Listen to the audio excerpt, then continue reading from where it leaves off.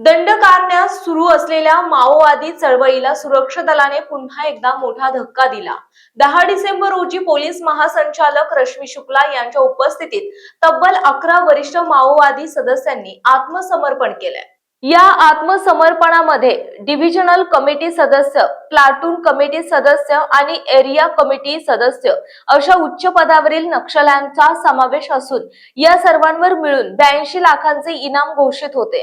विशेष म्हणजे समर्पण करणाऱ्या 4 माओवादी शस्त्रांसह आणि पूर्ण गणवेशामध्ये कार्यक्रमस्थळी उपस्थित झाले होते, ज्यामुळे कार्यक्रमात कडेकोट सुरक्षा व्यवस्था करण्यात आली होती। या मोठ्या आत्मसमर्पणामुळे दंडकारण्यातील माओवादी संघटनेला जबरदस्त धक्का बसल्याची चर्चा जिल्ह्यात असून सुरक्षा यंत्रणेची ही मोठी रणनीतिक कामगिरी मानली जाते। कार्यक्रमाला अप्पर महासंचालक विशेष कृती डॉक्टर छेरिंग दोरजे, उपमहानिरीक्षक अंकित गोयल, सीआरपीएफचे उपमहानिरीक्षक अजय कुमार शर्मा, पोलीस अधीक्षक निलोप्पल, अपर अधीक्षक एम रमेश, साई कार्तिक, अनिकेत हिरडे तसेच अभियानात सहभागी अधिकारी आणि जवान मोठ्या संख्येने उपस्थित होते। Bureau news 7 Marathi, Gadchiroli.